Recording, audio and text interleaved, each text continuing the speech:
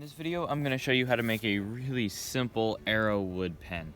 It's extremely simple actually. We just have a BIC pen refill in there and a piece of ARROWOOD that we got from this bush about a year ago, and it looks a little cooler once it dries out.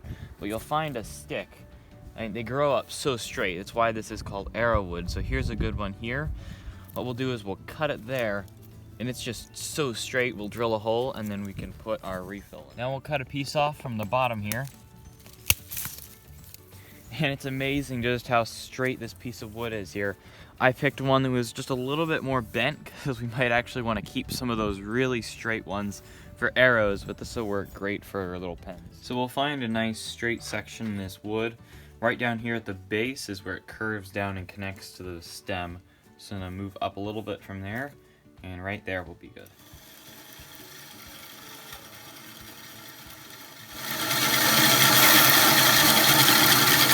Now we've got a nice straight piece of this wood. This one's going to be a little bit shorter than the old one. And one nice thing about this is it's got the heartwood. It's a lot softer than that sapwood on the outside. You can really see the difference.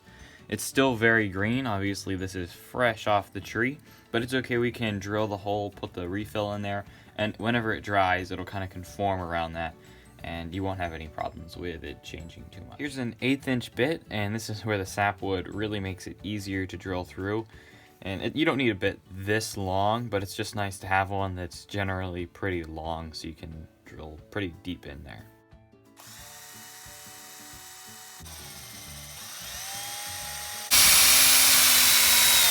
Definitely want to pull it out periodically and clean the flutes of the drill bit.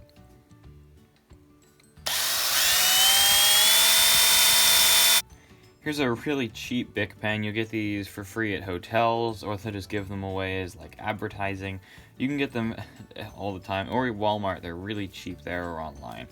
We're gonna pull out the cartridge just like that, and we want that blue part.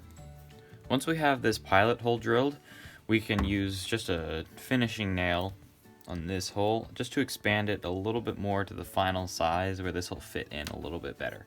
We can chuck up the nail.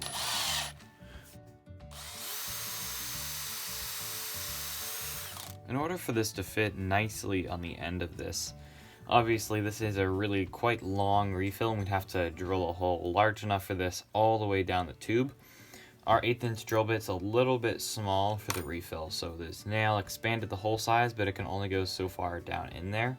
We're gonna need to cut the refill a little bit shorter. We'll get the length of the refill of how long we can go, so about right there, and we'll clip it.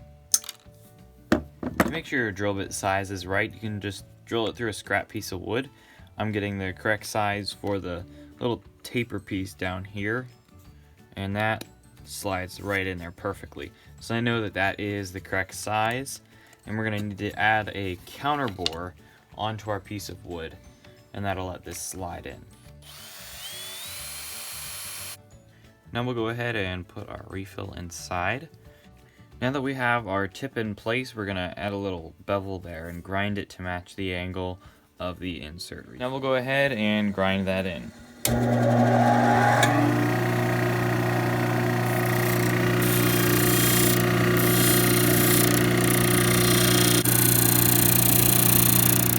I'm cleaning this up a little bit. I hit it a little bit with the disc sander, and it kind of ruffled up that plastic, so I'm making sure everything is nice and clean.